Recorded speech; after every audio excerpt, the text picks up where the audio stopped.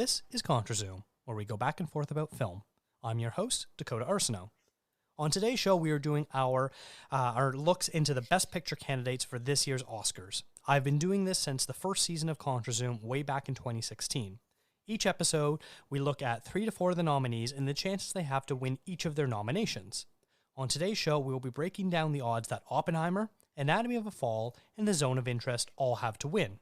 It's pretty simple. We will label each nomination for a movie as a frontrunner, dark horse, long shot, or just happy to be there. This is the first episode of the series, and over the next couple of weeks, we will break down the rest of the Best Picture nominees with exciting guests before our Oscar draft and predictions episodes.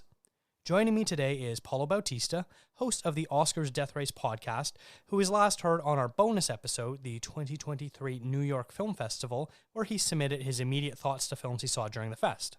Also joining the show is John Richards, the creator of the Red Carpet Rosters, a movie awards fantasy league, and its accompanying show, the Red Carpet Rosters podcast. John was last heard on episode 227, Oscars 2023, Everything Everywhere, All Elvis Talking. Welcome back to the shows, both of you. John, Paulo, thank you so much. How are you doing today? Thanks for having me, and I'm thrilled to be on because these are 3 wonderful movies. Yeah, no, excited to be back. You can't seem to get rid of me, Dakota. And also thank you for you were on my show recently as well for helping predict the Oscar nominations, which I think we did okay. We were pretty close to where Gold Derby ended up, so I think we can both be happy with our results. Yeah, I was very happy. I think I got 87 right was my number. Or no, 67, sorry, was my number. No. You were 87 because right. it was like 90, like 89 or so, I think, or 91 was the Gold Derby number. Right.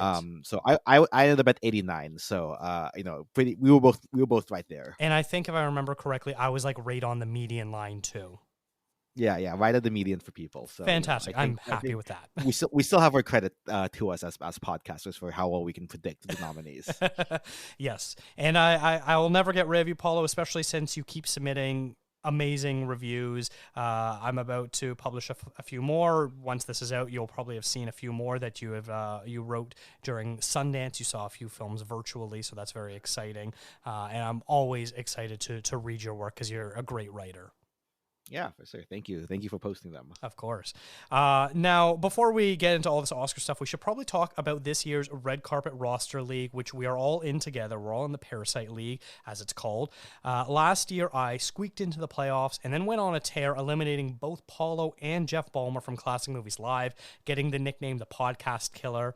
This year, I once again started really poorly and managed to secure the last playoff spot before promptly getting eliminated in the first round by you, John. Paulo similarly just made it into the playoffs before losing in a tight race to one of the other managers, Logan. John, how did the two of us do so poorly this year? What did we do wrong? Oh, I know exactly what I know exactly what I did wrong, but I'll let John elaborate. The reaching for the BlackBerry picks, I think, was your downfall. Hey, now I only held on to them for a few weeks. No, I mean, looking at the the playoffs, the first round of the playoffs, it was you didn't do too well. I mean, I eliminated you, but what missed was the score. You had Society of the Snow, Michael Giacchino, that didn't hit, and then the flex spots didn't hit either. But I had a pretty good showing across the board. My documentary and my cinematographer didn't hit, but I was able to trade for Maestro, which got me that extra bonus points because picture is worth more points. And I trigger warning to Paulo for giving me Maestro. Yeah, no, I mean, to be fair, I think so. I had drafted Maestro as my best picture contender, like in the draft. I was holding on to that for such a long time. But like up until like right before the guild nominations started coming, so the first couple of weeks are all like critic circles. Maestro just wasn't hitting with critics all that much, right? And I think at the time when I traded to John, it was like 20 something points for the entire season for Maestro versus like 30 something for May, December, and then like Oppenheimer was like in the 100 points by that point, basically, right? It's just like, oh my god, Maestro's dead. Like May December's beating it out. That's when I kind of panicked. I think Dakota, when you were on my show, we talked about how I was maybe stretching and thinking maybe Maestro doesn't make Best Picture, May December makes it in instead. That was like right around that time. So yeah, that's what caught me. If I had held on to May December or to Maestro, I probably would be in the playoffs now. And Butterfly Effect, I probably would have beaten you, John. Right. Which I would I got to keep the brand alive. I can't be an early exiter of the playoffs, but yeah, Yeah, I will but say this I year, missed I missed a couple of stuff in the playoffs as well. Like I had David Crossman for Napoleon costume on my bench. I had Godzilla -1 on the bench for visual effects. And instead, I had Ferrari sound like on my playlist. I had Willem mm, Dafoe in my playlist. Lenny Kravitz for the Rustin song, which didn't make it in for the mm, playlist, and then Penelope Cruz as my supporting actress pick. So I if I had just played one more of the ones on my bench instead of one of the others, I would have actually tied for the playoff spot. But alas, yeah, 2 bench moves. You're in the semifinals. Wow. But I will say about this year is the parity was quite striking. The records in all the leagues were all over the place. And I think in my own OG league and probably the Parasite League too, there were a wide range of top scorers per matchup. Just because it was up and down for a lot of films. Some fantasy players got hot streaks and then cold streaks. I mean, you look at Charles Melton. He went on a tear during the critics early and then just kind of fell off. Especially capped with the Oscar snub. So a big year for parody in film awards fantasy sports. yeah, at least I still have Celine Song and Lily Gladstone on my lineup, even though I'm not playing anymore. Hey, fifth place ain't last. True.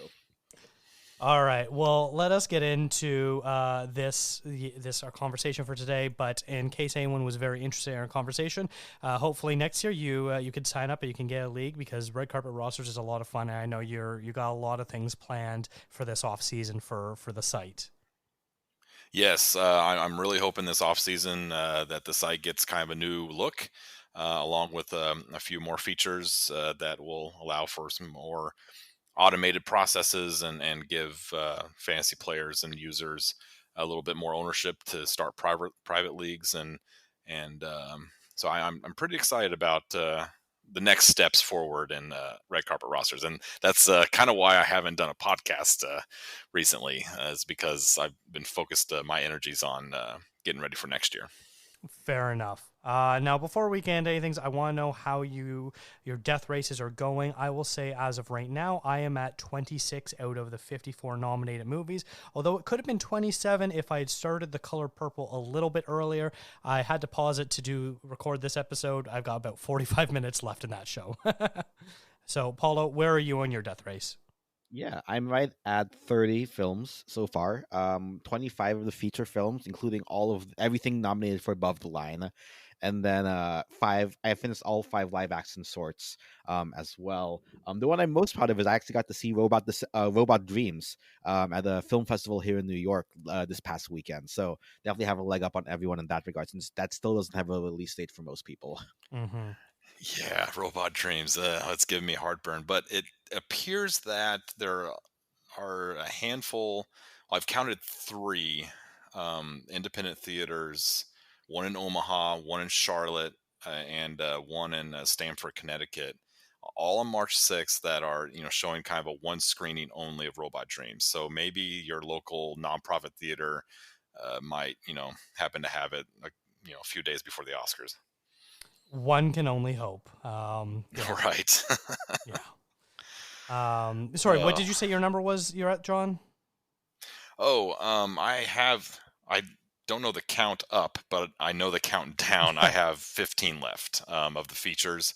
And well, I'm counting the short categories as a feature. So I have 12 left of the features, and then plus all the shorts that I like to go in the theater and watch all at once. So I'm doing pretty good. Nice. Well, good job. All right, so as I mentioned earlier, we're talking about 3 movies today: Oppenheimer, Anatomy of a Fall, and The Zone of Interest. Let us get started. This is a national emergency. Detonator charged.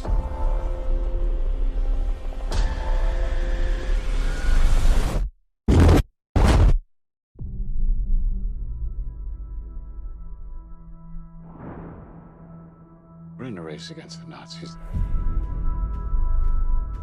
And I know what it means if the Nazis have a bomb. We have a 12-month head start. 18. How could you possibly know that? We've got one hope. All America's industrial might and scientific innovation connected here. A secret laboratory. Keep everyone there until it's done.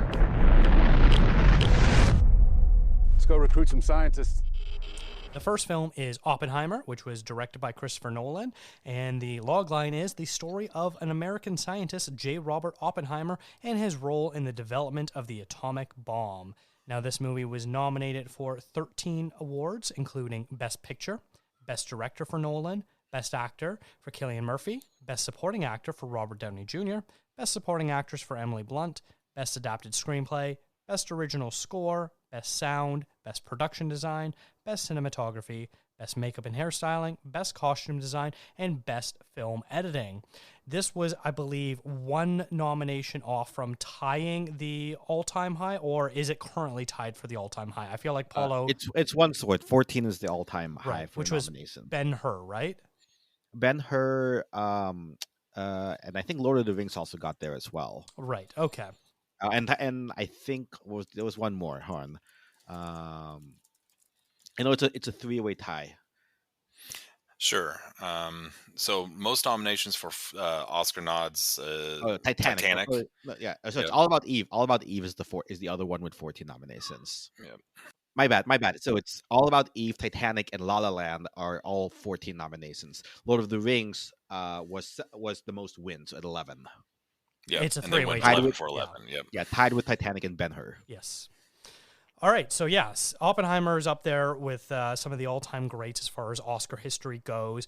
13 nominations is crazy, which obviously makes it at the front runner for most of its award, because if it's got across-the-board support like this, then when it comes time for the actual voting, it's going to show this support in droves as well. So it's going to be really interesting. So we're going to go in order of the nominations that are listed on IMDb, and we're going to start obviously with Best Picture. Like I said, we're going to label everything a front runner, a dark horse, a long shot, or just happy to be here. I have to say, 13 nominations, that is more than enough proof to show that Oppenheimer is the one film to beat. It is the de facto front runner of all the front runners. Now, there's going to be a few paths for a few different movies to maybe come in and steal the Best Picture win, especially since Best Picture is a preferential ballot. But I think the preference is still Oppenheimer. Where do you guys have Oppenheimer on your list?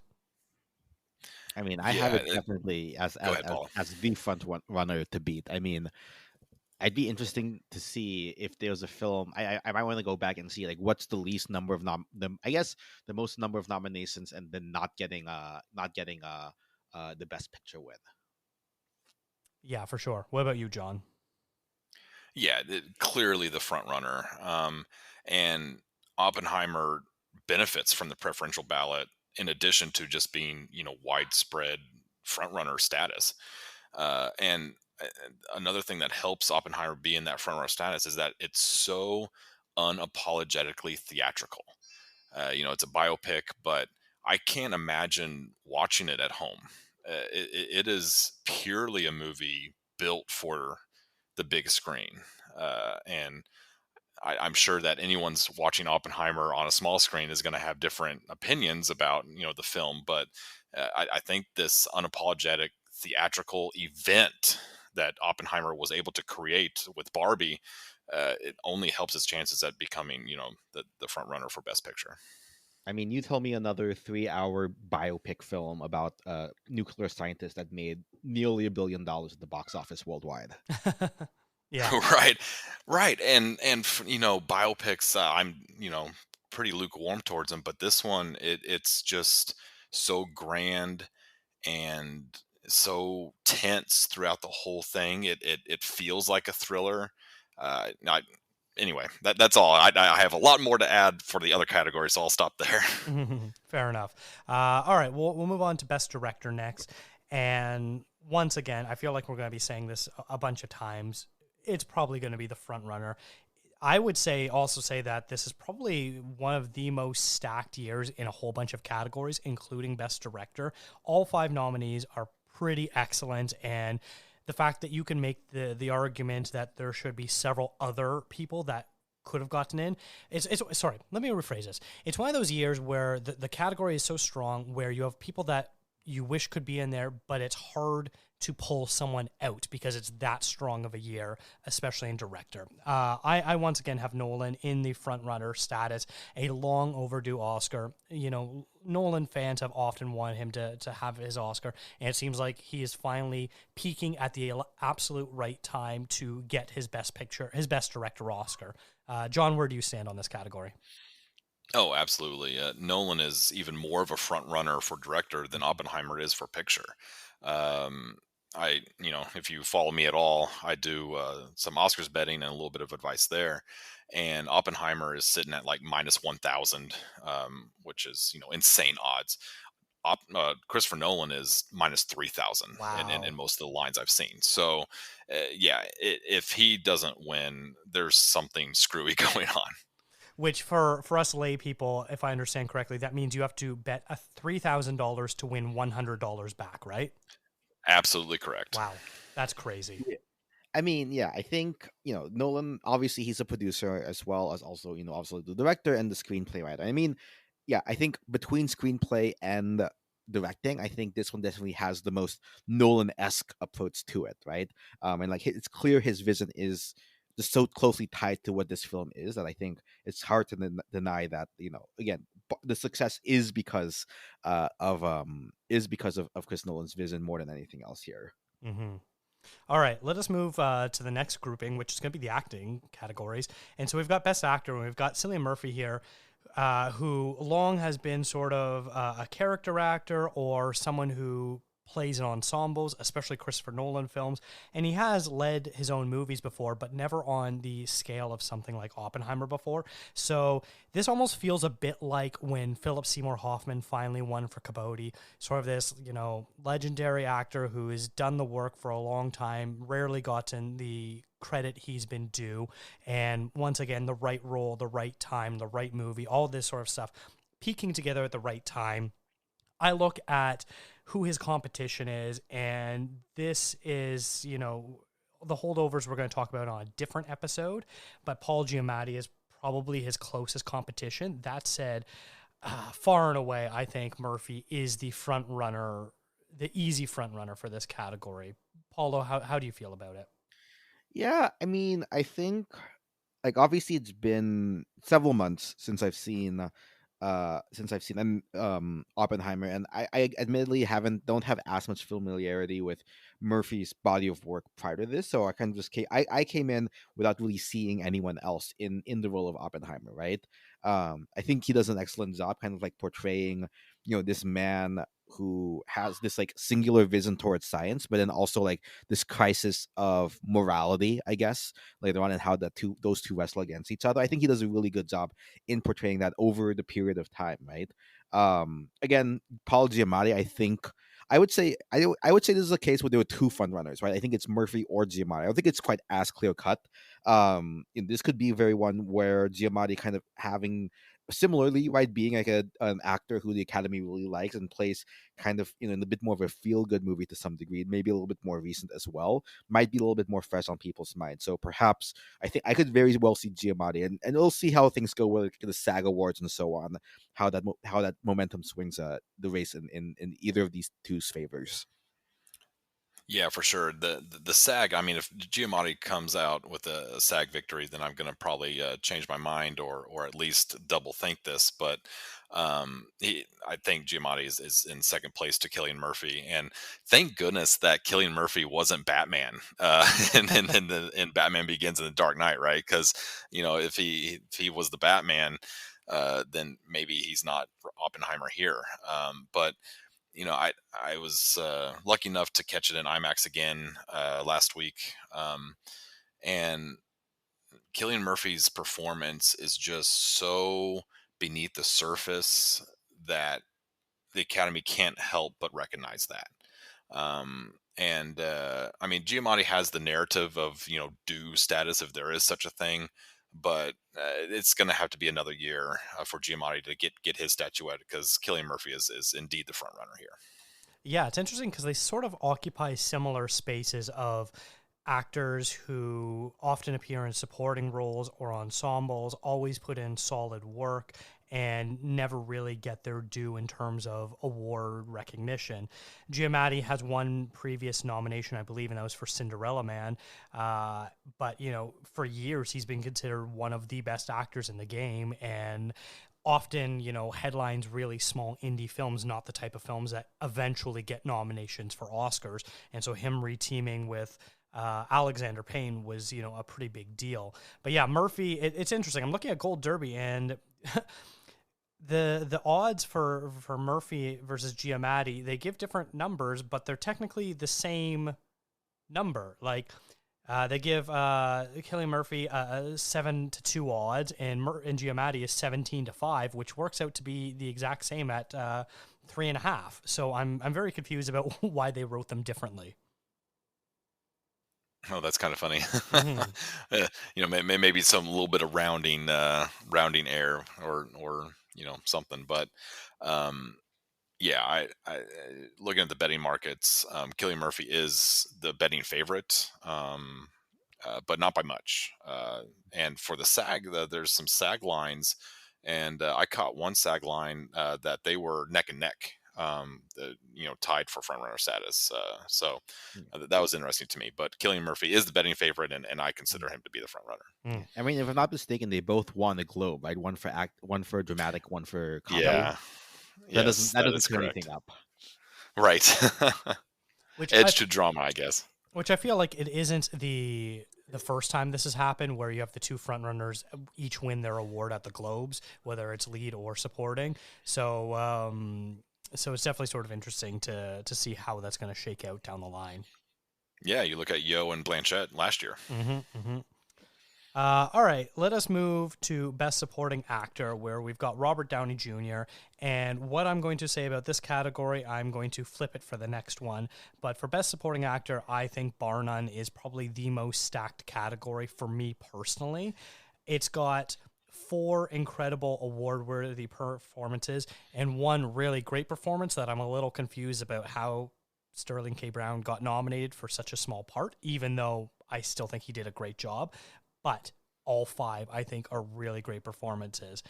This is going to be a really tricky one because, you look at who Robert Downey Jr. is up against, and, Ryan Gosling's got a lot of momentum. Robert De Niro has a bit of the legacy going on for him. Mark Ruffalo is in a movie that might be one of the upsets of the night. I don't really know where to go with this. Right now, I'm putting RDJ as the front runner, but that's a very soft front runner for me. John, where do you have him? Oh, I am much more confident than you are. Robert Downey Jr. is bar none the clear front runner here. The other nominees absolutely have turned in great performances, and I echo everything you say. But to me, it's Robert Downey Jr.'s year, and I think he was the front runner when Oppenheimer came out, and I don't think he's let go of that status. Paulo?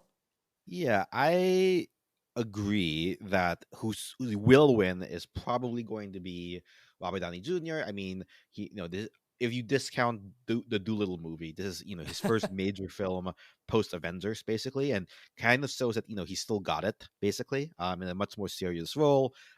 He plays kind of like that two-faced character in Levi Strauss, really well. That being said, right, he's going to win, right? I think that's pretty clear. The Golden Globes, he won that for supporting actor, and he gave a great speech. Which half the reason these people win speeches is win awards is so that they can give a great speech, and that's why they get awarded at these things. Frankly, sometimes he's going to give another great speech, and I think the Academy's going to enjoy that. That said, I will say I really did enjoy. I think I would personally have picked Robert De Niro's performance. I think he's one of the all-time great villains with this performance. So I would love to see Robert De Niro win, but it's probably going to be Robert Downey Jr. Yeah, I definitely agree. And a lot of people that I talked to that seen it, they admit that they had no idea it was Robert Downey Jr. But when they were watching it, they only were after the fact and it's like, oh, that's Robert Downey Jr. But he and this idea of a supporting role, I think that means a lot to the Academy, and Robert Downey Jr. just fills that villain when it, without Robert Downey's character, without Robert Downey's acting job, the point of we're not ready to hold the fire, like we're not, as the human race, not ready to have this type of power. Um, he his performance just drives that point home at the end. Mm-hmm. Yeah, I think that's a great way to put it. I was really blown away with his performance as well. I think it's a little funny that your friends didn't recognize him. Obviously, hair and makeup did a great job on him to make him look like the real Louis Strauss, but he still sounds like him and has the RDJ mannerisms Right. that we're all so familiar with. But I think it might just be a case of, it's been quite a long time since we've seen him put in, some capital A acting. Not to take anything away of a lot of people really like his performance as Tony Stark, but it eventually became very much a caricature. And before Iron Man, Robert Downey Jr. was, appearing in some really great films, doing some really great and interesting acting. And it's been a long time since we've seen that from him. Yeah, absolutely. Now, fact check me on this, but I think his last Oscar nomination for acting was Tropic Thunder. It was, yeah. Which is still hilarious. Which I fully support. Like, man, he killed it. But we're not talking about movies that are from 2008 or whatever. I mean, we also need more comedies getting into the Oscars. So right. Yes. All right, so let us move on. So as much as I said the supporting actor is probably the most stacked one, the supporting actress category is unfortunately probably the least stacked category out of every category. And it is a damn shame because they missed, in my opinion, some truly great performances this year. But we've got Emily Blunt here nominated for supporting actress, and she's up against Danielle Brooks from The Color Purple, America Ferrera for Barbie, Jodie Foster for Nyad, and Divine Joy Randolph for The Holdovers. It seems like the fact that Randolph is winning just about every single award that she is the front runner. And if I was to pick who might be able to steal her thunder, Emily Blunt is really maybe the only one that stands sort of a chance. So I'm calling her a dark horse, but it's Randolph, 20 feet of everything else, Emily Blunt, and then the rest of the nominees, you can kind of, roll the dice to see how it lands. Paulo, how do you feel about this category? Yeah, I mean, Divine Jordan Randolph is kind of like the Kihui Kwan of this year in terms of her dominance. Actually, random fun thing. So I watched Rustin, earlier this week for the Death Race, and it turns out that C and Jeffrey Wright and obviously Coleman Domingo are all in Rustin actually. So kind of like those, it's kind of funny. Like, wait, we have 3 Academy Award nominated actors from this year in this one movie. So that was just kind of like a random aside that I noticed when looking up the cast for that one. But anyway, yeah, I mean, this is clearly her category to win. I have Emily Blunt kind of in the dark horse category, which is basically the second place by your system, mostly kind of pulled along by the tide of the Oppenheimer wave, so to speak, right? Like kind of like the Oppenheimer will, I think, probably get 1 or 2 wins that it probably doesn't necessarily deserve, but will probably just because of the groundswell around it. And I don't think that Emily Blunt's going to win here, but she's kind of in the best position to if Randolph doesn't get it. Mm-hmm. Yeah, I agree. I mean, she's probably in second place, but it's you know, a long second place. So I'd even put her below, as a long shot, even just happy to be there. Yeah. Only because Devine Joy Randolph is the clear, in a way, front runner. It's probably the most favorite of any category. So, but Emily Blunt, great performance, has that kind of Oscar scene when she's in the hearing.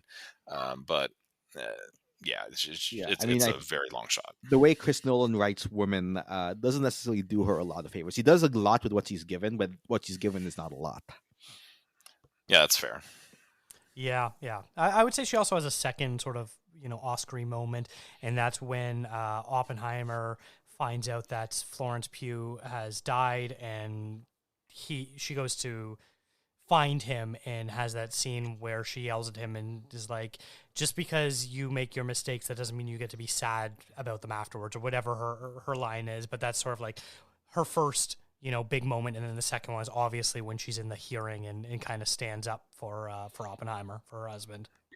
Yeah, that's exactly right. That's kind of her snap out of it moment. Like Cher in Moonstruck. That was that was Emily Blunt's snap out of it moment in Oppenheimer. Yeah, I agree. Snap out of it.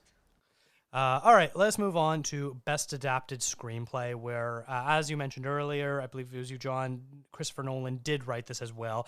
And as you pointed out, Paulo, he does sort of struggle with female characters from time to time, something I know a lot of people hold against him. I think he's done better in recent years, especially with this film. It's definitely better than some of his previous ones. But yeah, this is sort of an interesting category because for a while, Barbie was considered original, and then it got pushed over to adapt it because it's based on pre-existing IP. And it sort of joined a very stacked category where it's up against American Fiction, Oppenheimer, obviously, Poor Things, in The Zone of Interest, and then once they added Barbie to that. So this is a bit of a tough one for me. I think it might win based on the fact that it's probably going to win picture and director and actor. And so this might be one of the categories Paula was talking about that it might get swept up in order to win. I don't know if you have the stats with you, Paulo, as far as how often the Best Picture winner also wins the screenplay award it's nominated for, but that might give us a bit of insight into how things look. So do you have any insight into that, Paulo? I don't have that off the top of my head. And I will say, right, so when I think about screenplay, I think there are three elements to it I think that are interesting, or that I judge a screenplay on, right? This is my personal way of looking at a screenplay. One is obviously like the dialogue, the spoken bits, right? Mm-hmm. How good is the dialogue together? Think like an Aaron Sorkin type, screenplay, right? Really good dialogue, really snappy, and so on. Then the second one is the screen is the situation, right? The setup. What is the plot? What is the rising acts and falling acts and climax resolution and all that, right? How does that film, like, are the plot turns like contrived, or are they do they feel natural and move the plot along without dragging too much, right? And then the third one I think I over index on how much I value this third one, but I really value scripts that have interestingly structured screenplays. And Yes. I think Oppenheimer fits into that third one the best, because again, first off, he wrote it in first person, right? If you've read the screenplay, he wrote it from Oppenheimer's perspective in the first person, which is kind of crazy. Why I don't think I've never seen anyone else do that. But secondly, the way it jumps back and forth between the two timelines and how they intersect with each other and come to this climax at the end, I think is really interesting. I mean, all of Nolan's film does this, like Tenet, Dunkirk. They've all played with kind of like an Inception, the weird, story structure. I think gets he this is his bread and butter, I think. Mm-hmm. And I think the dialogue goes well, right? I think he does, and as far as adapting, like, again, making a biopic seem interesting, is no small feat. Interesting because of the screenplay. That all being said, while I think it is a front runner for adapted screenplay, I actually have it right now. I'm actually predicting it to not win, though I still think it's like tied for first/second. I'm actually giving it to American Fiction for adapted screenplay, mostly because I think American Fiction overperformed at the Oscars. Right, they like you mentioned, Sterling K. Brown got the supporting actor nomination. It did really well in a bunch of other categories as well. And so I think the fact that American Fiction did as well as it could, indicates I think there's also broad support here. And if Nolan doesn't win here, it's probably going to go to American Fiction as like a feel good, kind of crowd pleaser type screenplay. What about you, John? All right, so go on this journey with me. So I will say that Oppenheimer is a front runner, but there are 3, maybe 4, hell, maybe even 5 front runners here. But I can see both sides of this argument, but Oppenheimer might get swept up, like you said. I can definitely see that side where they're throwing at votes to adapt a screenplay, especially because of the first person. If you watch Oppenheimer, the first person written scenes are in color, and then the third person are in black and white. But for the people that want to spread it around because they're going to give Nolan the director, they're going to give Oppenheimer the picture. Maybe they want to throw Greta Gerwig a vote for Barbie, or Core Jefferson a vote for American Fiction. And of the people that will want to do that, will Barbie and American Fiction split that vote and then boost Oppenheimer to get adapted screenplay? So personally, I think Barbie is in second place and might actually have the name called, especially with the Greta Gerwig director snub. But it should surprise nobody if Oppenheimer ends up winning adapted screenplay. Yeah, I think that's a pretty strong point to consider. And honestly, with the exception of The Zone of Interest, where despite it being my favorite Oscar-nominated movie this year, I think this screenplay is certainly not what makes it its strongest feature, and we'll talk about that in a little bit. All 4 screenplays are really terrific and really unique and do some really great stuff. And frankly, I see a path for all 4 of the other ones to get a win, even if Oppenheimer is still the front runner. Yeah, I absolutely agree with you. Mm-hmm. It'd be one of those things where it would be like, if when the time comes to announce the winner and it's not Oppenheimer, it'll be mild surprise, but not really that surprised or shocked that it goes to someone else. Yeah. Right. I mean, again, this was a super stat category from the get-go. I mean, Kills the Flower Moon didn't make it in, which is insane. So, like, I think, again, this is similar to Director, where I think every nominee here is a really great nominee. All right, let's move over to Best Original Score. And this was a score done by Ludwig Göransson, who, if I'm remembering correctly, did he not just win last year, or does he have a win yet? He won. Yeah, he won for Black Panther. He was nominated for original song last year. Right. Okay, the score is definitely in this movie you're either really gonna love it or really gonna hate it. I've seen an equal amount of opinions on both sides of this thing. It is a very bombastic, in-your-face score that does not relent at any moment, with the exception of the actual atomic bomb testing, where Nolan wisely basically cuts all music and at some point even all sound to very great effect. And I think that's a case of knowing when to play your music is just as important as to know when not to play music. So that is huge kudos. And what a choice that was. That can we just talk about that just for a minute? Yeah. Like that was such a great choice, because given that the distance that they're far away, that this has some scientific basis in it. Given the distance that they were at, they absolutely saw the blast way before they actually heard it. And with such a tense moment in our history of producing this test, I can only imagine that the delay between the light hitting the eyes and the sound waves hitting the ears just seemed like an eternity. And if you've been to a big concert and seen drummer, and they hit that drum, and then there's just a little bit of a delay before you can hear it, I'm sure that even that little bit of extra time and the weight of the moment, and that's exaggerated here by having the visuals and then no sound for several seconds. I think that was a very wise choice. Yeah. Very, very true. Yeah, I'll say that I think Göransson's score. what I mentioned earlier, right? How do you make a movie feel like it's moving, a 3 hour movie feel like it's moving, and not feel like it's 3 hours long and feel thrilling and engaging? I mean, part of it again is the screenplay, like I mentioned. The other part I think is the score, which I can still I can still hear like those moments in the score that stick and resonate with me. So I think that's again also another really good sign of the score being really good. Um, as far as predictions, I have this tied for first again.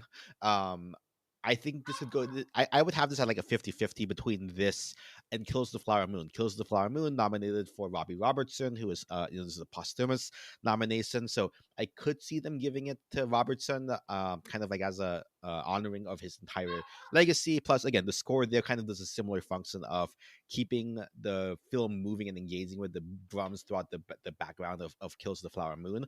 But I mean, if it doesn't go to Kills the Flower Moon, it's probably going to go to Oppenheimer. Yeah, I'm less bullish on Killers of the Flower Moon, despite the posthumous nomination for Robbie Robertson. And don't get me wrong, that score is so good, and and really hits at the pacing of Killers of the Flower Moon.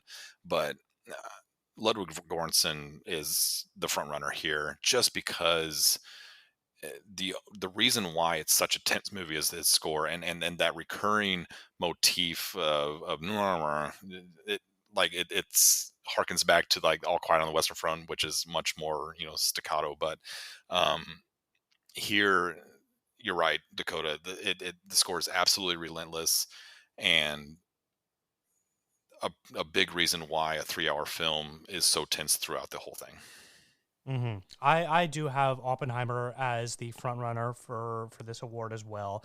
I can see a path for Killers of the Flower Moon to get a win here, but I think it's going to be tough for it to overcome Ludwig Göransson's very in-your-face score, where I think a lot of voters might be voting for most score, maybe not necessarily the best score. I will if it was purely best score, I would probably go with Poor Things, but that's just me. I just saw that movie yesterday, and I really did like that score as well. It's a very unique and different score, too, which I'm always a fan of that. All right, let's move to the next category, which is Best Sound. And this is one that I know, Paulo, you're going to have lots to say because you talked about it a lot in your podcast as well. But yeah, this is also a very stacked category. We've got The Creator, Maestro, Mission Impossible, Dead Reckoning, Oppenheimer, and The Zone of Interest. I personally have this as a dark horse, and that is because I am predicting that The Zone of Interest ends up winning this. And so, Paulo, I know you have lots to say about that. I hope you can save some of it for when we actually do talk of Zone of Interest. But what can you talk about Oppenheimer's sound? Yeah, I mean, Oppenheimer sound like we already talked about the choice to not use sound, right? And the decision to do that. And I know that Oppenheimer or Chris Nolan specifically has gotten criticism in the past for his sound mixing specifically.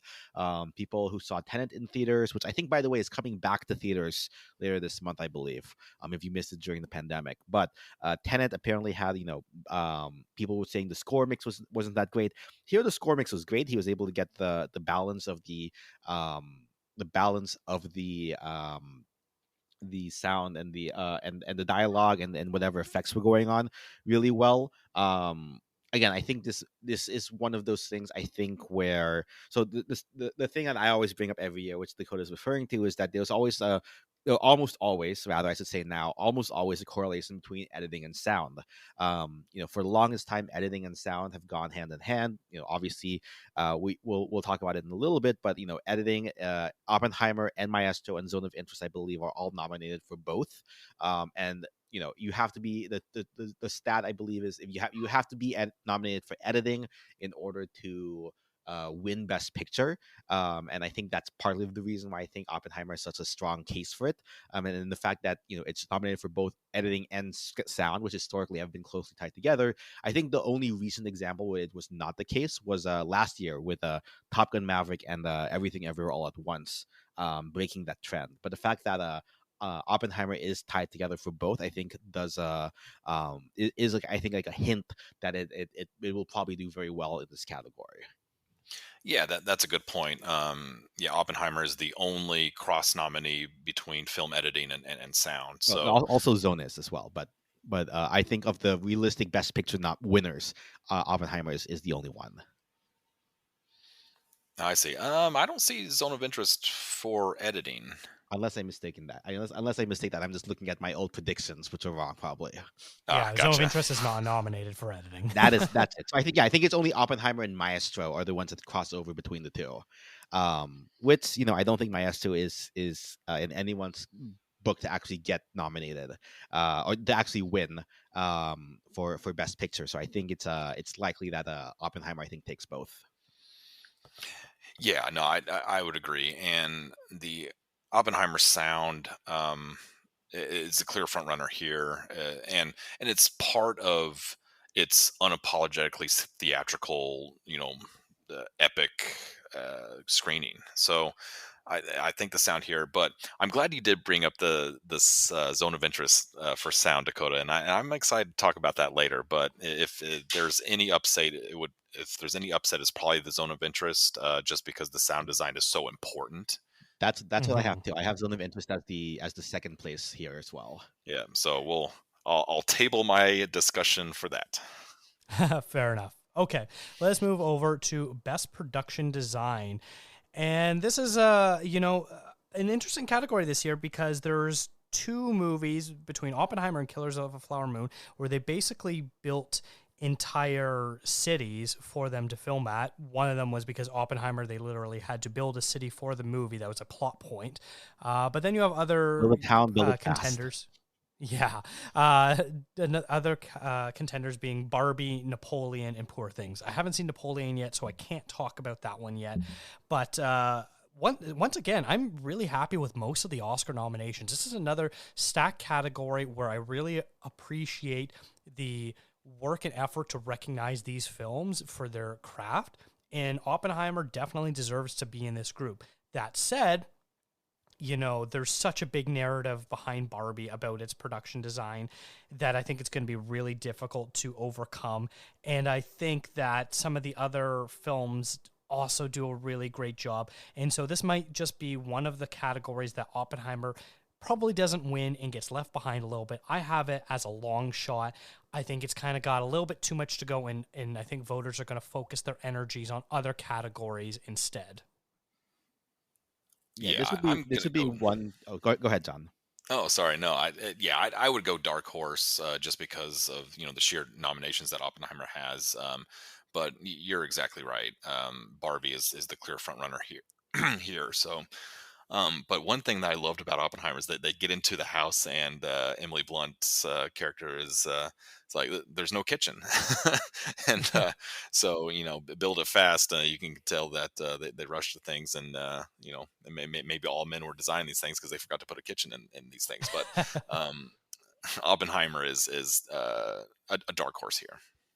Yeah, I also have it alongside. I have Barbie number one for literally drying up the pink paint supply in the world. I have Poor Things number two because the way that they created like these sets and these alternate versions of European cities and giving it the unique look I think of the film was really crucial for making that film work. And I have Killers of the Flower Moon and Oppenheimer tied in terms of production. Again, they're very similar films. They go for that kind of like more photorealist, like more realistic recreation type situation, Mm-hmm. which is well done. Nothing exciting, frankly speaking. So I think it's not quite as showy perhaps that it doesn't get the nomination. And then Napoleon, I think just because of frankly, I think Napoleon might even be a little bit better in my opinion, but in terms of production design. But I think just the movie just didn't get as great reviews. It's just not going to get as well. Also, shout out to Asteroid City, who I definitely wished got nominated here, but did not. Adam Yeah. Stockhausen, we miss you. Yeah, production design, absolutely, of the below the line categories, the most stacked of this year. I can't believe that Paulo is saying that he wishes a Wes Anderson movie got an Oscar nomination. How things have changed, haven't they, Paulo? Mark it on the calendar. Look, I finished your bet to actually watch all of them. I just finished watching The Wonderful Life of Henry Sugar. So yeah, I'm all Hey. caught up now. And that's how Wes Anderson gets his Oscar. Did you watch the other three shorts of part of that package? I haven't had the time yet. I'm hoping to get to them in the next couple of days when I have Fair some free enough. time. Yeah, the other ones are all shorter, so you have that going for you. All right, so let's move on to the next category, and we've got Best Cinematography, which is Hoyt van Hoytema, who is a legend in the game. And once again, another stacked category. It's up against El Conde, Killers of the Flower Moon, Maestro, and Poor Things. Fortunately, I guess for Oppenheimer, I'm having it as the front runner. The fact that they are playing with the different timelines, as Paulo talked about in the screenplay, but you have the black and white, which is sort of the objective truth, and then the color sequences, which is the perspective truth. And then combine that together with the different timelines and the fact that they shot an actual bomb being blown up in beautiful IMAX for all of us to see. Thank you, Christopher Nolan, for being the craziest director working today. I love the cinematography. It's absolutely stunning. And I think it's probably Oppenheimer's maybe second most talked about below the line category other than the original score. I think the cinematography is something that is being praised a lot. And so I think very easily the narrative of that is going to aid and be a front runner too. Yeah, I mean, I think after last year when Hoyte van Hoytema got snubbed for not getting nominated for Nope. I think this is a kind of like a redemption arc for him, so to speak, to get nominated here. I have it in front runner, though I don't think it's quite as far away. I mean, this might be my personal bias. I actually have Poor Things as tied for front runner, just because of like the really interesting aspect ratios and the interesting camera lenses that they use in Poor Things to really, again, create that kind of like weird world that Bella Baxter lives in. So I have it kind of like neck and neck. Frankly speaking, I think it's probably going to go to Oppenheimer just because of like this is one where like the lifting tide definitely gives it an edge over Poor Things. So I think it's a little bit more technique wise, a little bit more interesting. But I think this is again IMAX big theatrical thing like John keeps mentioning. I think this is definitely Oppenheimer's is the favorite for sure. Ditto. No, in all seriousness, this is a shoe-in for me for best cinematography. And I'm glad, Paulo, you brought up the Nope snub, because he should have absolutely been nominated for that too. But yeah, this is his year this year. All right, let's move on to the next category, which is Best Makeup and Hairstyling. It's up against Golda, Maestro, Poor Things, and Society of the Snow.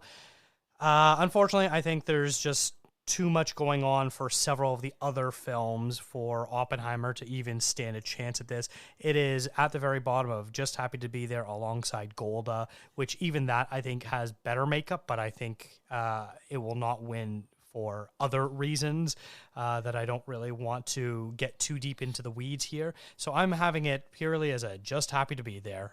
John, where do you have it? Yeah, I would agree. Maybe even long shot, but Maestro has the makeup, special effects going for it. Oppenheimer does have a lot of the special effects, especially in the end scene with some age makeup. But I just think there's too much nominees that have more prosthetics and more special effects makeup that will go into it, and that includes Golda, that includes Poor Things, that includes Maestro, I would put Oppenheimer and Society of the Snow tied for fourth place. Yeah, I gotta be honest, I didn't even have it in my predictions for the nominations, so the fact that it's even here at all maybe suggests it should be happy to be here. I have it as Yeah. long shot, frankly speaking. I mean, I think, I guess just happy to be there, frankly. I mean, like Maestro and Poor Things, I think are the two front runners, with Maestro being much further ahead than Poor Things. And then Oppenheimer is just kind of just there. I mean, we mentioned before how John, your friends didn't even recognize it was Robert Downey Jr. because of his hair and makeup, which maybe speaks to how good it actually is here. If they couldn't notice Mhm. that, maybe that just wasn't the case for me. So I don't quite see it as much.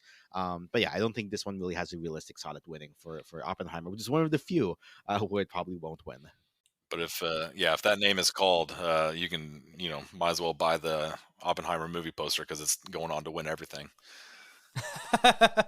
Fair enough. And then sort of continuing what Paulo just said of being just happy to be there. Best costume design, I also have it as just happy to be there. I'm quite surprised that it got nominated. It's not that the costumes are bad. It's just, we sort of expect a bit more from a best costume design winner. And when it's up against Barbie, Killers of the Flower Moon, Napoleon, and Poor Things, it's got some really stiff competition. So yeah, I'm having this firmly as 5 out of 5 for just happy to be there. John, what about you?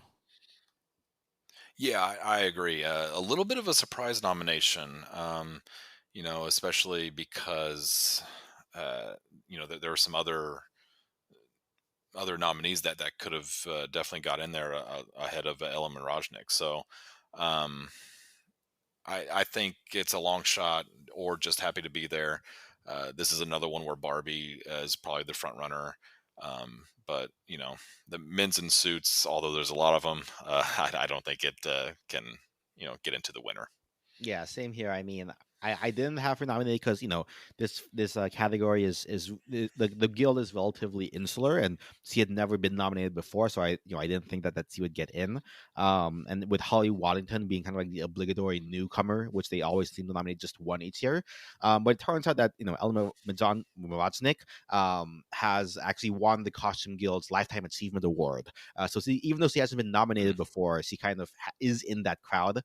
So this probably is her first nomination, but she's always been in that crowd. So I think That's that might be interesting. why she got that nomination here. So I think this again, all similarly, just happy to be there. I think Barbie takes it as well. Fair enough. Okay, and then the last category that we have for Oppenheimer is best film editing, and I have it as a front runner. Paulo talked about the way the script structure works. Wow, that's a hard series of words to say. And the cutting between timelines and keeping track of all these different characters and storylines and everything that's going on is such a remarkable feat that I think it would be a very worthy winner. And as Paulo has noted, statistically, film editing often very much lines up with Best Picture as well. So it sort of seems like it's going to go hand in hand. Paulo, what about you? Yeah, also goes closely with best sound as well, which again I think we collectively have as the winner, Oppenheimer taking it home there. So I think it goes. And again, it's a 3-hour movie that does not feel like 3 hours. Well, maybe your bladder will feel like 3 hours, but for me, I have a strong bladder, so I didn't really have to worry about that at all. Yeah, it's a movie that flies by for how long it is, and I think that's again testament to the editing that they're able to get it down to such a to feel brisk while not frankly not being brisk. Yeah, and the number of edits seems to be a little bit correlated too. But even though we have a 3-hour movie, it's rare for any one scene in Oppenheimer to be longer than a minute. So there's a lot of cuts, a lot of short scenes, but it's done in a way that's not distracting either. And it's definitely not compared to Bohemian Rhapsody when that won for best editing, because there were just so many cuts, but those cuts were distracting. I mean Bohemian Rhapsody won because the editing is what saved the movie in the first place. Like that, they would Yeah. not have a film if not for the editor, basically. It's interesting you bring that up because I've heard that the very best film editors will never get nominated for an Oscar because they turned a bad movie that's not marketable into something that gets sold. Fair enough. Yeah. Overall, of these 13 nominations, I'm putting it at about 8 to 9 wins. How are you guys looking at what the night will turn out for Oppenheimer? I'm so glad that you said 8 to 9 because I have a little contest and I set the over under at 8.5. Mm-hmm. So I think it's definitely favored for 8. But getting a ninth wouldn't surprise me at all. Yeah, I think I have them spreading the love a little bit more. I have them at 7. I think the one where I differ from you guys is I think I have it American Fiction getting adapted screenplay instead of Oppenheimer. Yeah, I can definitely see that happening too. So it'll be very interesting to sort of see if they do spread the love around a bit. It by far is going to get the most wins, by far. Yes. Yeah. For sure. Yeah, it's not going to be one of the years where, 3 movies get 4 awards each sort of thing. All right, let's move on to our next film. We are going to be talking about Anatomy of a Fall. I need you to be precise. Tell me everything. Yes. I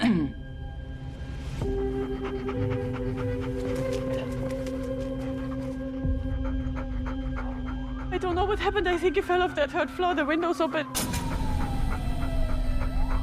The autopsy report is inconclusive. An accidental fall is going to be hard for us to defend. That's why there's an investigation for a more suspicious death. Because you were the only person there. And of course, you're his wife. Stop. I did not kill him. That's not the point. The film has 5 nominations, including Best Picture, Best Director for Justine Triet, Best Actress for Sandra Hüller, Best Original Screenplay, and Best Editing. So let us talk about its Best Picture odds. This is a bit of an interesting one. This was a film, it's a French film. It was not submitted by France for Best International Film. The Taste of Things was, which did not end up getting nominated. What were they thinking? Oh, Yeah, that was all politics. Apparently, Justine Triet gave a speech at Cannes, which Macron did not like, and so the Minister of Culture and basically did not let her film get nominated. Yeah, it ended up being a 4-3 vote by France's council, which included several people that were appointed by Macron. So it's not too surprising that it did not end up getting the submission from France. But I can't remember. I should have saved this when I saw it. I think Anatomy of a Fall is maybe only the 5th or 6th movie ever to not be selected by a country for its official submission for the International / Foreign Language Film Award, but still end up getting Oscar nominations, which is very surprising. And the fact that Oscar nominations 5. Or Best Picture. I can't remember what it was. It might have been Best Picture. I definitely feel like there have been more than a couple in recent years. Yeah, so definitely very interesting. That said, I find this one very tricky to place it, and I think it's probably going to be the one that's going to be the most decisive as far as where you rank it in its odds to win. I personally put Anatomy of a Fall in about the 3rd group of potential winners. So I have Oppenheimer and The Holdovers in the first batch. In the second batch, I've got Poor Things, Barbie, Killers of the Flower Moon, and Zone of Interest. And then in the 3rd group, I've got Anatomy of a Fall, American Fiction, and Maestro there. So I am firmly putting this movie in the long shot category. Paula, where do you have it? I have it at long shot, though. I actually this is going to spoil my thoughts on Zone of Interest. I think Zone of Interest is just happy to be there. If you look at, say, the European Film Awards or all the other places where both Anatomy and Zone of Interest have been in contention with each other, it's always gone to Anatomy of a Fall. It's been the clear favorite from the European delegation, so to speak, from the Academy. And so I think this was more likely to get nominated than Zone of Interest was. And so I think this one, by that logic, should be higher than it. And then so I that's why I have Anatomy at long shot. I don't think the European contingent is big enough, or there's enough non-Oppenheimer believers within the European contingent to realistically get it above a long shot. So that's why I have it there at not quite dark horse yet. What about you, John? Yeah, yeah, definitely a long shot. The PGA matched 1-for-1 on Best Picture, so I don't think it was necessarily a surprise that Anatomy of a Fall got in. But with the presence of Oppenheimer, and you could even argue Killers of the Flower Moon and Barbie and so on and so forth, I think Anatomy of a Fall is 8, 9, or 10 in for Best Picture. But and that just is an example or evidence of this being such a stacked year for quality film.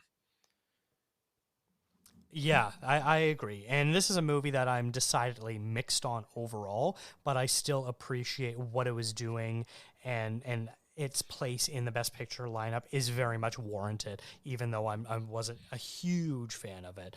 But yeah, it unfortunately does not really have a path to win Best Picture.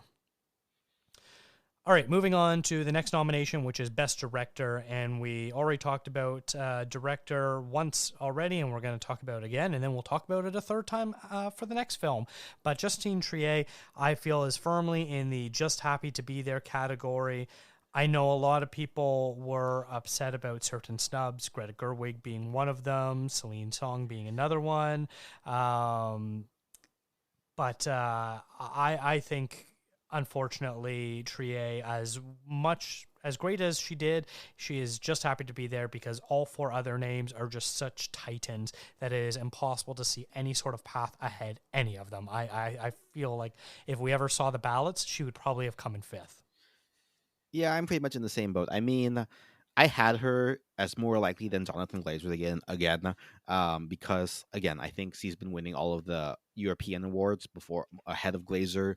You know, it did kind of come down to, did you think she would make it in or Gerwig, or do you think both? I had both of them getting in, and actually, I think I had Glazer out in my prediction ballot actually.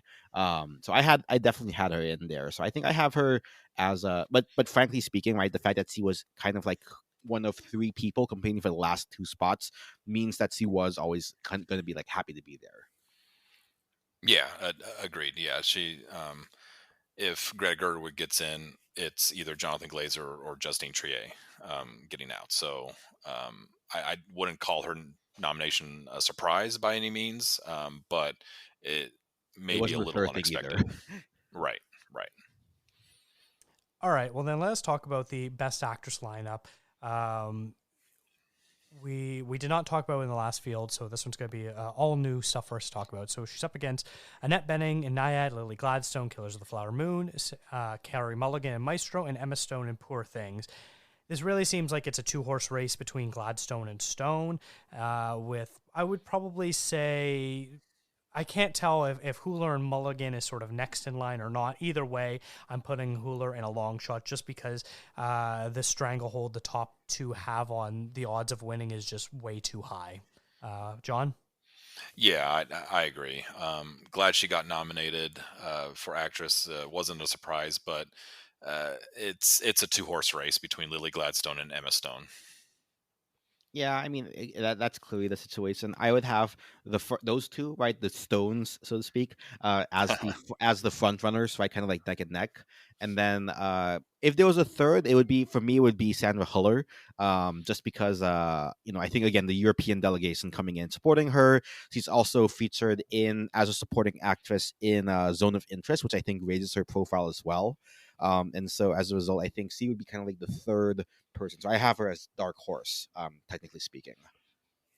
Okay.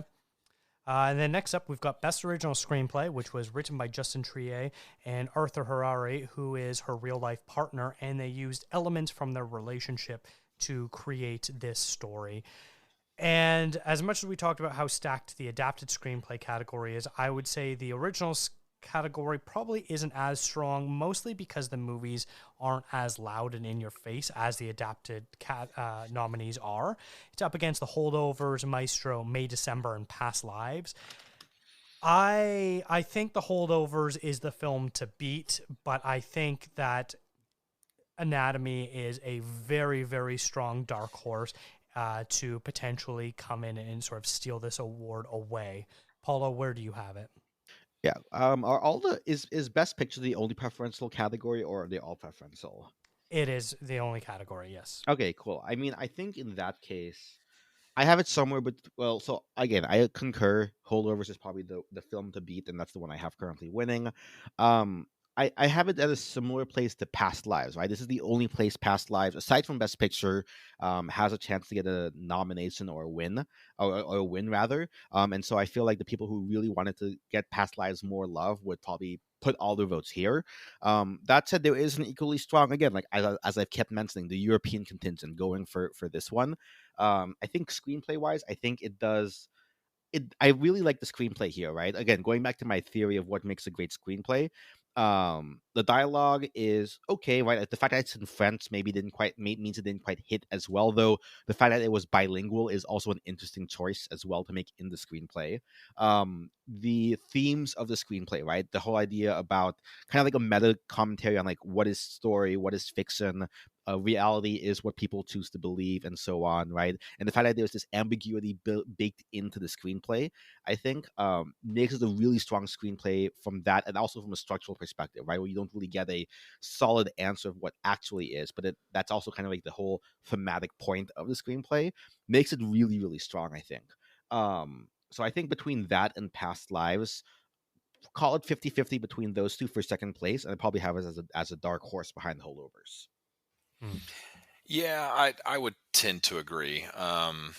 It won't necessarily be a huge surprise if Anatomy of a Fall. I think it's in second place behind the Holdovers. But the strength of the Holdovers is its character. These very unique and combative, conflicting characters and strong characters there. Not to say that Anatomy of a Fall doesn't have strong characters, because it absolutely does. But I think point for the Holdovers there, and it being more beloved across the Academy. But It's Anatomy of a Fall like you definitely mentioned, like Dakota mentioned, it's almost like a more showy original screenplay than the others are, right? correct. Yeah. And the strength of Anatomy of a Fall, like you said, Paulo, it's the ambiguity, and it's such a fine line between using ambiguity as the point and using it as a cop out or lazy writing. And this one, is definitely the former. I really think that there are smart choices in there, and it's really timely, because in the courtroom scenes these are well respected supposed experts in their fields, and their narratives are still determined by their preconditioned notions. So playing with that theme throughout is also quite good. And I know this isn't the point, but I am on team she didn't do it. Yeah, I'm with Duly you, noted. John. I'm with you, John. All right, so the last category is best editing, and we talked about it a bit with Oppenheimer as well. And one of the things that Oppenheimer did so well was handling the different timelines. And I think one of the unique things that Anatomy of a Fall did is, especially, there's that one scene in particular that I think highlights the editing the best, and that is when they are playing an audio clip of the two main characters having a fight, and then it transitions to actually showing the fight. So it goes from the courtroom listening to us as the viewers watching it be reenacted, basically, and then back to the courtroom. That's probably the highlight of the editing for me. I think tension building is one of the best skills that you can have as an editor, and I think this movie, for the most part, does it pretty well. Like I said, I'm kind of mixed on it, and I think in the end didn't ultimately work for me, and the tension didn't hold up. That said, I will say that it's probably a long shot, just because it's behind Oppenheimer, which is, such a dominant force in this category. But then there's other films like Poor Things and The Holdovers, which I think might have a bit of a push as well. So, Paula, where do you have the editing on Anatomy of a Fall? Yeah, I mean, these are all Best Picture nominated films. They're all great films, and so, yeah, I mean, I actually have it as just happy to be there. Not to say it's a bad edit by any means. I just compared to, like, like, Holdovers, I think, works for like the 1970s style that they're going for, to evoke that particular era. You mentioned Oppenheimer, right? Killers of the Flower Moon is the same thing, able to keep a 3-hour movie moving, is no small feat. And then Poor Things, I don't. I think this is interestingly constructed. I think Poor Things is, right, like the way they structure the way Bella approaches the world. Anatomy of a Fall, I think, is serviceable, right? There are the moments of highlights, especially in the courtroom scene, where they're editing between the different point of views and so on. Not even just going to the flashbacks, but even just like how you edit between a close up or how a particular look at a specific character, to keep the rhythm of the testimony going. But yeah, I think compared to the others, this is like a bit of a less flashy editing, so to speak.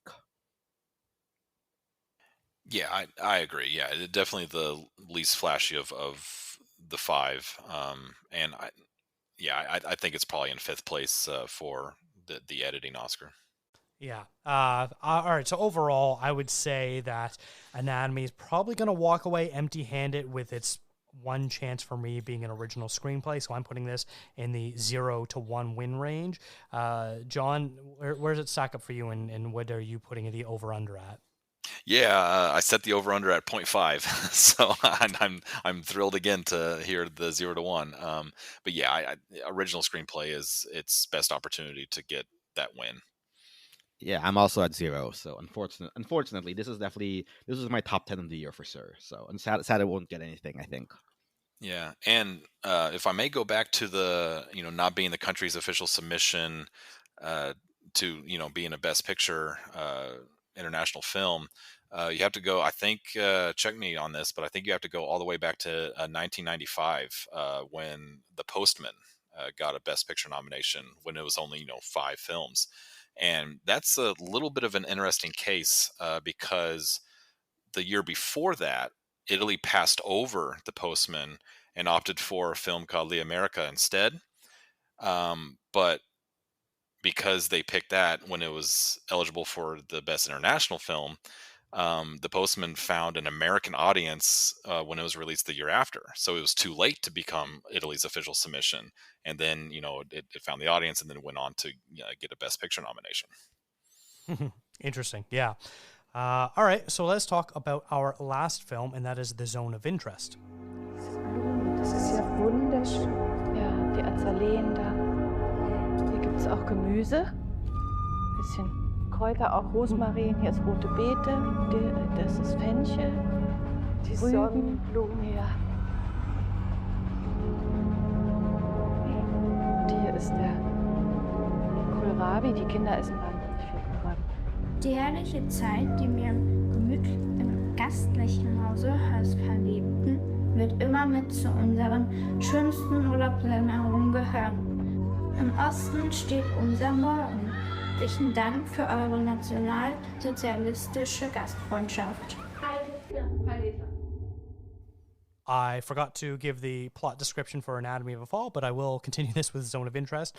The commandant of Auschwitz, Rudolf Hoss, and his wife Hedwig strive to build a dream life for their family in a house and garden next to the camp. This is one of my favorite films of the year. It's an absolute stunning masterpiece, and in my world would be up for just about every award, but it is up for 5 awards, including Best Picture, Best Director for Jonathan Glazer, Best Adapted Screenplay, Best International Film, and Best Sound. So let us start with Best Picture. And I know I said, I had originally said that Zone of Interest was in the second tier of movies. I'm incorrect. I was looking again at my notes, and I actually have it in the third tier, the same as Anatomy of a Fall. So I am calling the Zone of Interest a long shot to win. It is one that I think there's going to be some people that probably have it pretty high up on its list due to its unique take on the Holocaust and filmmaking behind it, but I think it's just got too much going against it to squeak out a win. John, where do you have Zone of Interest? Yeah, for Best Picture, just happy to be there. If you needed to include another film into the Best Picture race, likely the Zone of Interest would be the first one out. Fair enough. Paulo? Yeah, I'm in that same boat. It was kind of, between this and for some people like May December was when people were thinking might get in instead, right? Color Purple for a while. Shout out to Whitney again.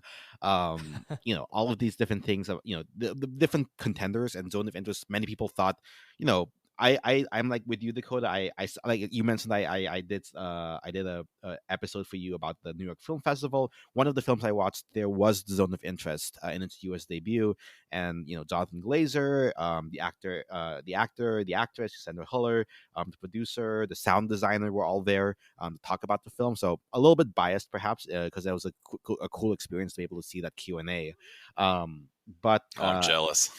yeah, but I think for a lot of people, right, that kind of like slice of life approach, they might not necessarily get what people are trying to do with the portrayal of the Holocaust that's going there necessarily without that context, right, of like a director giving you the Q&A. So it is, I think right now I have it as just happy to be there, though I will put an asterisk on that. I say it's trending up because I think part of the reason it hasn't been doing as well is that it had a very, very limited release in December, and very few people got to see it. I did a thing where like I asked people to give me their Letterboxd accounts.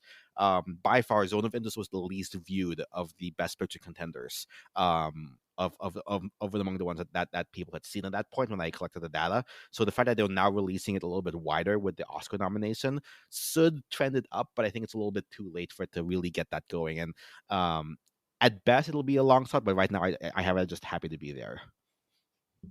Fair enough. I think its late release definitely has been hurting it.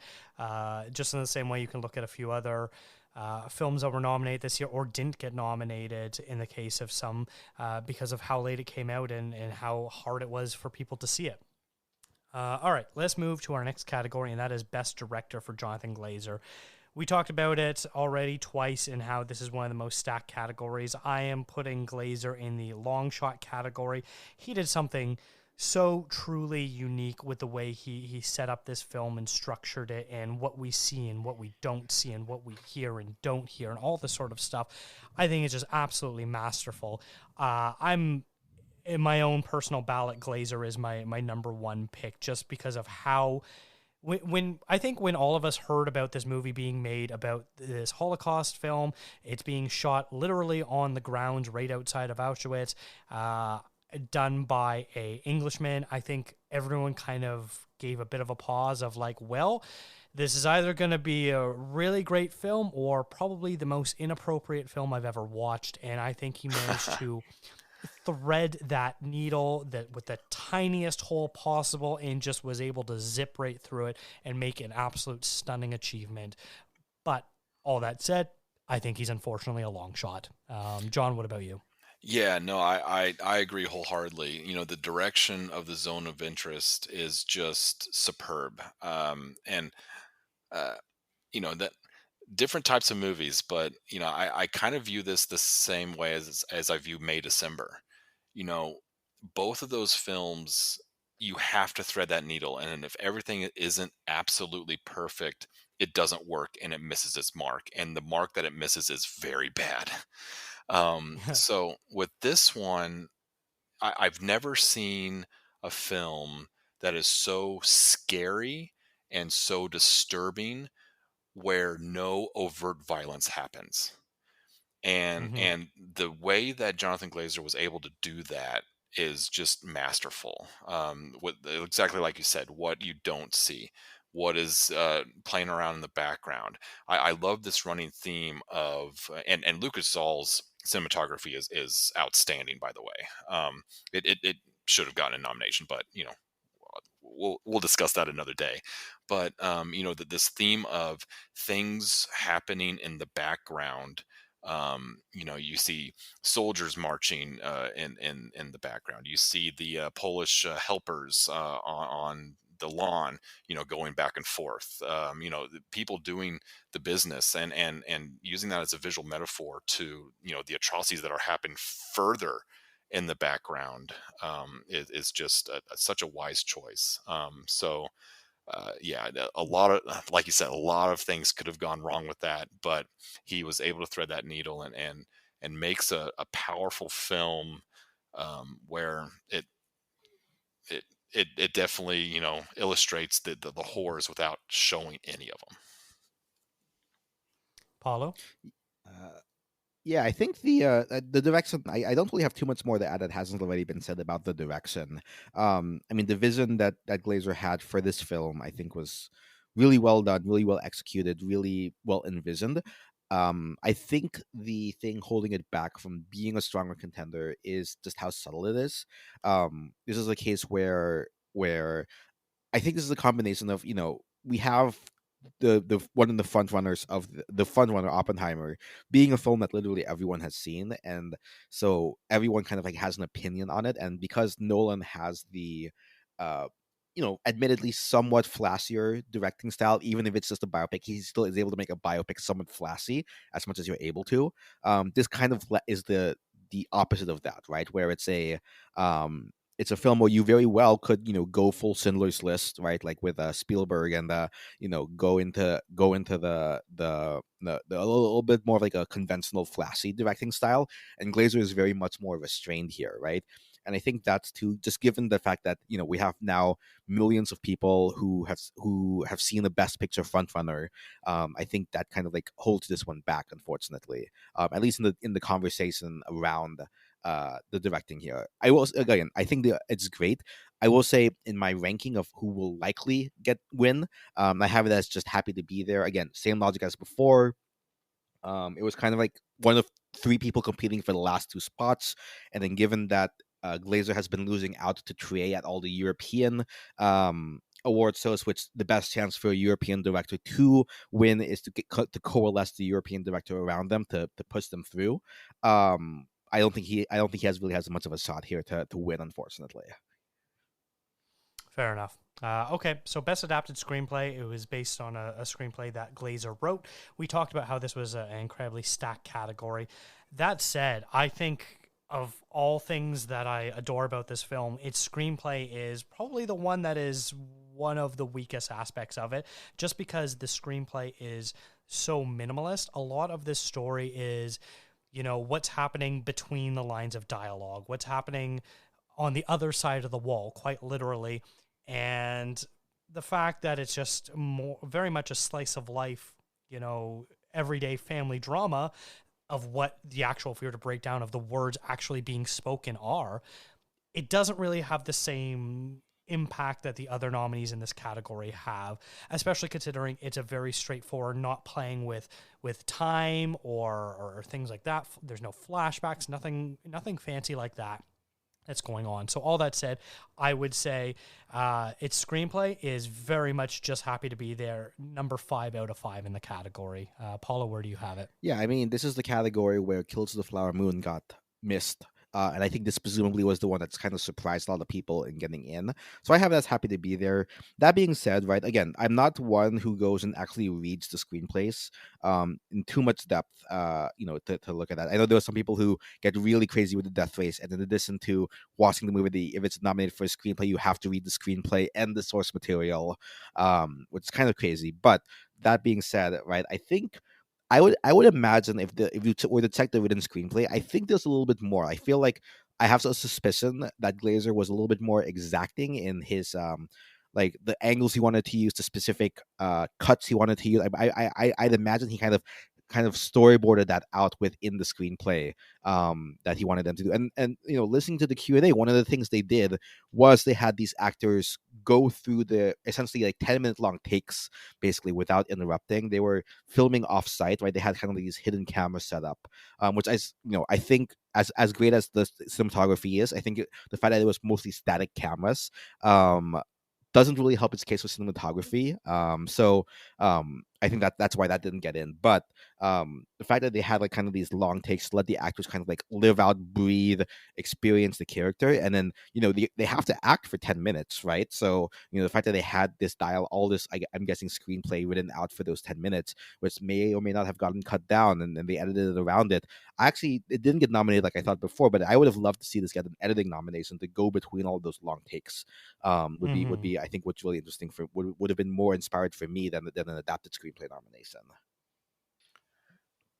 Yeah, I mean, adapted. I think you're right. 5 out of 5, and definitely not the flashier of the kind. And a few years ago, I stopped like reading the source material or listening to an audiobook of the source material due to time constraints. But yeah, so I actually haven't gone and grabbed a copy of the source material or the adapted screenplay either. But the thing I like about the screenplay is the same. I'll bring it up again. What I like about the May December script is that, it starts off really confusing the audience. It's like, okay, am I led to feel some sort of humanity? Maybe it was a difficult time for the Germans. Am I supposed to believe that? But I just can't reconcile that. And then the script introduces certain things that's like, oh, actually, no, this is not an anti-hero situation.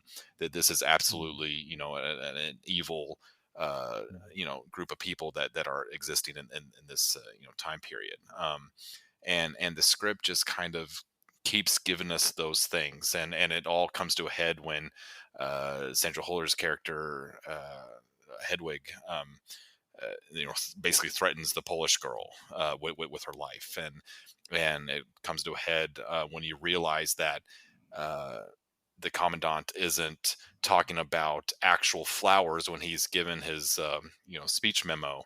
He's talking about actual human beings, and the fact that he can't even vomit because he's basically a rodent at the end.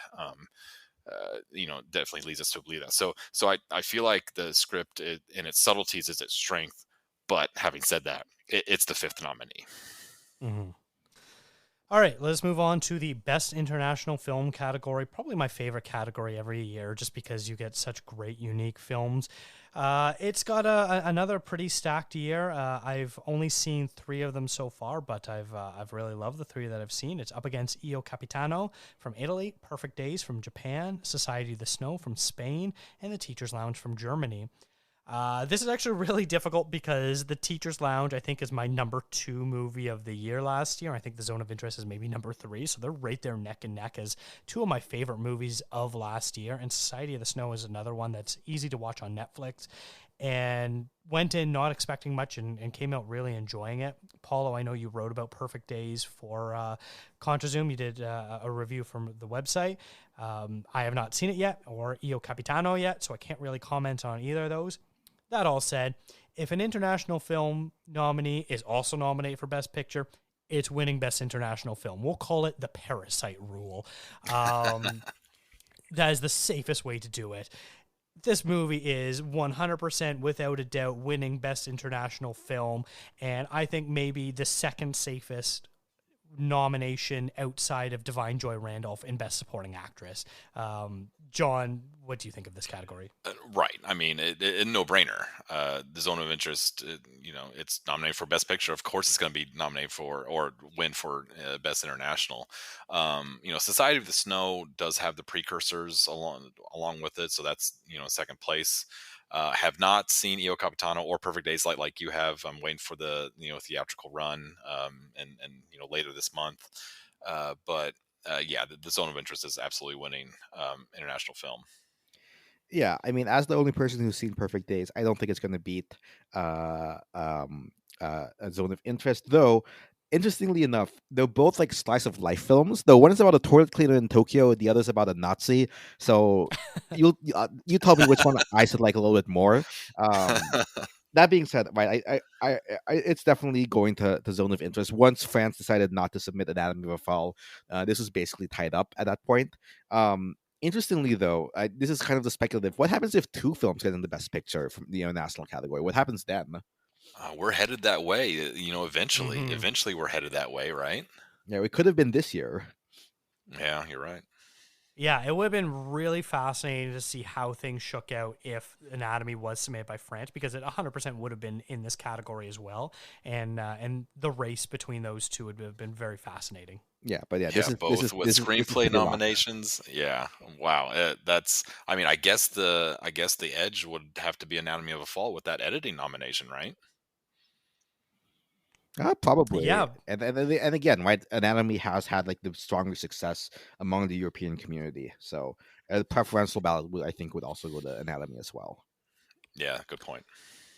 All right, and then let's go to the last category, which I think is probably one that's maybe good we're ending on this, and that is Best Sound. And we sort of hinted at it a little bit for Oppenheimer. I think I am being slightly divergent from the two of you by thinking that Zone of Interest is actually the front runner and not Oppenheimer.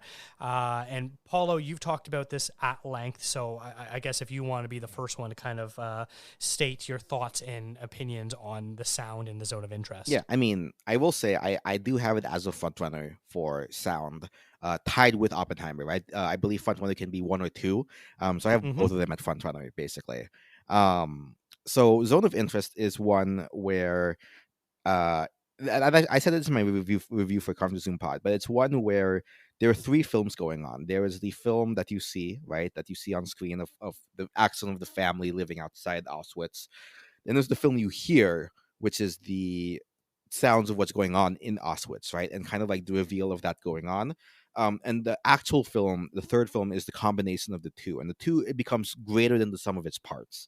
The whole point of the film is this contrast between like kind of like this idyllic lifestyle that these this upstanding German family is building together against kind of the monstrosities going on in the background. Kind of comes back to the whole point of the the often used term banality of evil that this film is trying to talk about, right? How evil can exist in all of us, how we can kind of stand by the side as evil is going on and maybe even be participating in evil ourselves, right?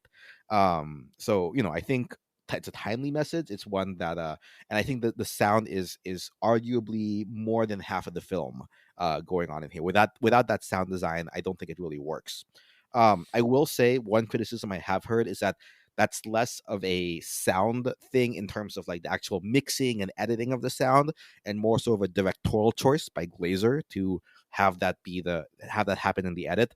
I would still give it to the sound editor who is able to slowly bring up the sound at certain parts, the slow reveal and so on. I think that definitely works. And to have it so the sound is there present, not like almost unhearable, but very much present, but also not overpowering of the everyday life. I think that's like a fine needle to thread. So I have it as a front runner. It could very well win against Oppenheimer. I don't have it currently winning, but it could. I wouldn't be. This would be the most likely to win, if not Oppenheimer. Yeah, I agree, and that's a good point, Paulo, where you brought up, is the way the sound interacts with the movie and its mixing. How much of that is just good direction from Glazer? Not to discredit, the mixing team by any shot, but yeah, I absolutely agree. The sound of the Zone of Interest plays a very important part, and leads some to put it in a horror genre, just because you can't help but notice all the background sound and how deranged they can be to want to stay there. I think it was a very powerful a moment when the mom just had enough because of the sound. And the sound design and sound mixing is a real testament to that, just to make you feel uncomfortable in your seat, where everything's just in the background. But I think Oppenheimer is the clear front runner, but I don't think you're too far off, because the British Sound Guild, the Association of Motion Picture Sound, just recently announced the Zone of Interest being the winner for sound, and they do have a pretty strong correlation with the winner of the Oscars. However, it's a British organization, so I think they're probably a little biased, as we are with American films or North American films. So, but if Oppenheimer is unexpectedly not being the winner, the Zone of Interest gets the win. Right. And going back again to the point I made before, which Dakota was alluding to, winner of sound editing goes very closely hand in hand. I believe, like you corrected me earlier, Zone is not nominated for editing, so it's just Oppenheimer and Maestro are the two kind of crossover between the two categories. And Oppenheimer, I think, and I would put Zone before Maestro winning in sound here. So and since Oppenheimer was also likely going to win editing, likely going to win sound as well. Yeah, we'll probably have a dual editing and sound here, and all is right with the world once again after last year. Right. And if the sound wasn't combined, Oppenheimer would be 14 nominations. True. Also, fun fact: at the New York Film Festival, it turns out we learned that the sound designer for Zone of Interest, also the sound designer of Poor Things. Oh, wow. Oh, So he's had a busy year. Yes, he did. All right, so I am putting Zone of Interest at 1 to 2 wins, a rock solid 1 win for international, and then the second one could come at best sound. Is that where the over/under is for you there, John? Well, I must blush a little bit because the over/under on my little contest is 0.5, and I think everyone put the over. So, Yeah, actually, I have Zone of Interest actually winning actually over Oppenheimer as like a surprise thing. So I have it at 2, actually right now. Should have set that over/under at 1.5. Shoot. Yeah, it's a tricky one where it's very interesting how all my numbers except for Zone of Interest landed smack dab in the middle of where your over/under was at. But I think you did a pretty good job with trying to label all those. I know when I filled out the form, there was quite a few that it took me more than a moment to consider how it will turn out. Yeah. Oh, well, I appreciate that. In our personal lives, we often like to set over/unders just for mundane things like how long it will take for our food to arrive. So it's it's a little bit of a fun hobby. Fair enough.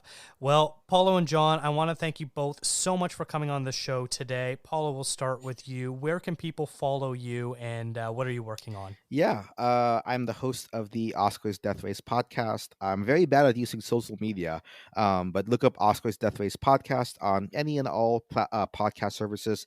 I'm in the middle of doing kind of post nominations, getting through everything. This week will be an episode on the above the line nominees, basically Rustin and Naiad, who weren't in Best Picture, plus the live action sorts. I have them scheduled out to do like an episode on animation, an episode on the technicals, an episode on the documentaries, episode on the internationals. Hopefully, if all goes well, I should finish before February, though usually I end up finishing the like minutes before the Oscars ceremony anyway, because I put things off. But yeah, check out the Oscars Death Face podcast. I also do a box office podcast where I look at how much money movies are making and why. That's called the Box Office Watch podcast. Both of them are under Ninja Boy Media. My other box is Ninja Boy with an I. And then John has his contest. I will have my contest in a couple of weeks, where you can predict the winners of the different Oscar categories. So rather than just picking an over and under, you actually are trying to pick the correct who will win each category. Whoever gets the most correct predictions wins.